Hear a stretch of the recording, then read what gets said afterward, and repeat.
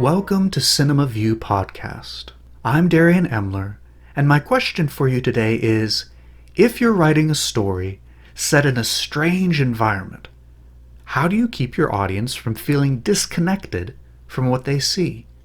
Or in other words, how do you keep them suspending their disbelief?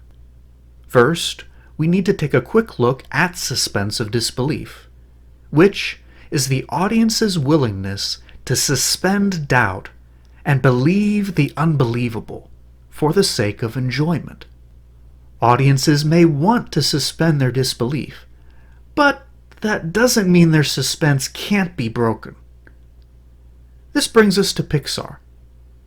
The very thing that makes their films so interesting, the exploration of unique perspectives, is also what creates a huge challenge in writing characters the audience will immediately believe are real. If you want your character to immediately be believed as real, then your introduction of that character matters. We first need to think about how Pixar does not introduce their characters. No toy, fish, car, or emotion ever just flatly shows up on screen, talking and doing human things. In other words, in the first moments of the film, Pixar doesn't just lazily throw you into a strange perspective and say, believe in this or don't. They realize that their characters need to be perceived as human first, before their uniqueness can be explored. Sometimes this takes only a few seconds, but the split-second timing of what information you show the audience first makes a world of difference to winning over their belief. Let's start with an example from Finding Nemo.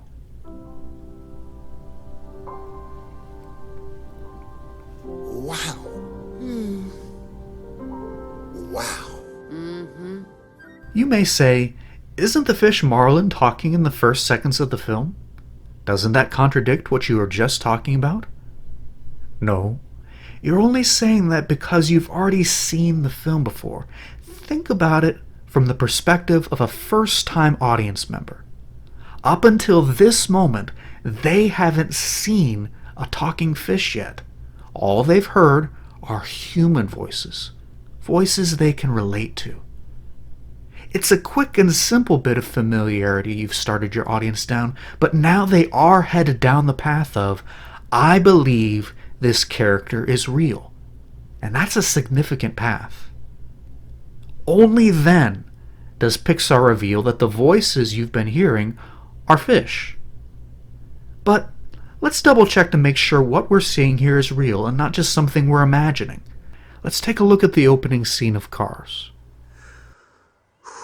Okay, here we go. Focus. Speed. I am speed. One winner. 42 losers. I eat losers for breakfast. Once again, we are hearing a human voice first. We don't know it's a car talking, just like we didn't know it was a fish talking.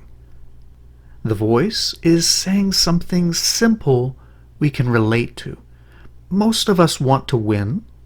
Most of us think the ocean is beautiful, but it's not an empty relatability. I am speed is subtly revealing that lightning is a race car, and Marlin saying, wow, from the perspective of being under the ocean is hinting that he lives there. And once the character is revealed, their world is gradually opened up. Their surroundings stay straightforward for the first few moments. You don't see the car's eyes and mouths at first, you just see them racing, something we are well acquainted with real cars doing. And when you see the fish talking, it's at a distance, and it is a simple conversation between a husband and wife. Something we as the audience don't have to stretch too much to relate to. Let's see that happen one more time in the opening scene of Inside Out. Do you ever look at someone and wonder what is going on inside their head? Well, I know. I know Riley's head. We hear Joy's voice first. She asks us a question we can all relate to, and that initial dialogue isn't empty. It hints at who her character is. Then, when she is revealed, the dynamics of her world are shown in their most simple form, and then information is gradually given to the audience. But it is also important to realize that this isn't supposed to be a formula we copy the exact details from. The exact details should be tailored to your character and setting. Rather, we should be looking at how Pixar thinks about creating those important details, and they don't follow the same formula every time. Let's take a look at the beginning of the first Toy Story. All right, everyone, this is a stick-up. Don't anybody move. Now empty that safe. Money, money, money. Stop it, you mean old potato. Rather than having the toys show up and talk on the screen in the first frame and completely alienate the audience, we are shown Andy making the toys act out a scene, and it is his voice that is talking for them, something literally every child does in real life. Only when Andy leaves the toys alone does one toy slowly sit up, look around, and begin speaking. There's also a very subtle shot before this where Woody has been set down at an angle. We look first at Woody's eyes. Then we look at Andy and his mom from the same angle Woody is resting at, hinting to the audience that this supposedly inanimate object is actually looking at these people. But once we've gotten past the hinting stage of the introduction, it doesn't mean we can stop thinking about how our characters relate to the audience. We need to develop our characters. So, let's take a quick look at how that's handled in the films we've been discussing. Psst. For the sake of being concise, I'm not giving examples from every single Pixar film. So, please let me know in the comments things you've noticed about character introduction and development from the ones I haven't mentioned. Okay, so you've revealed your characters. Now, how do you develop them? Marlin and Coral are shown being a playful couple and happy, expectant parents. Then, they are shown being afraid of a straightforward, immediately understandable danger for both themselves and their children. This quick switch between a warm family moment and immediate danger for that family snaps us right into the characters' perspectives. But it also sets up the fear Marlin has to overcome through the remainder of the story. In the first scene of Cars, Lightning is shown being competitive and arrogant. Once again, you're making your characters start out with very simple to understand emotional states, because you need to ground your characters in an ordinary life before you take them on an extraordinary adventure. On the surface, that ordinary life can still be something quite foreign and exciting for the audience. But during that time, the emotional states and basic activities of the characters need to be something a majority of people can easily relate with. Let's finish by looking at Inside Out. The first thing we see Joy doing is finding joy in making someone else happy. This emotional motivation is not only something we relate to, it is something we positively relate to. In other words, it is usually a good idea to have your main character do something that makes a good first impression on your audience. This motivation also remains fairly consistent throughout the entire film.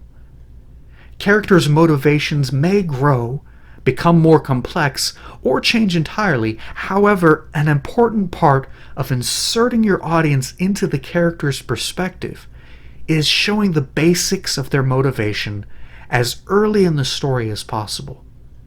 And even if motivation changes to show the character improving as a human, it should remain as a consistent train of thought with the motivation at the beginning. For example, in the case of Cars, Lightning is selfishly trying to win in life, but he discovers that real winning is found in being selfless. So, how do you start your characters down the path of improvement? Well, what needs to happen next is an obstacle to their motivation.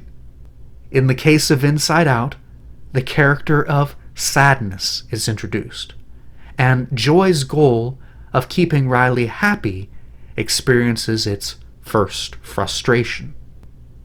From this point on, everything else is just a matter of putting in the right details at the right time. Because when you've created characters with relatable emotions and goals, and then thrown formidable obstacles at those emotions and goals, congratulate yourself, because you've got the start of a good story.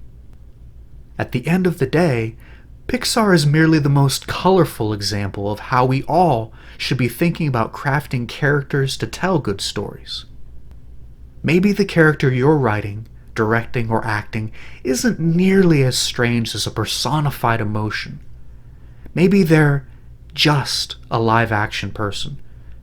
But if you want your audience to see them as more than just another person, if you want them to get into that character's perspective, to feel that they're real and human, watch closely the next time a Pixar movie appears on your screen.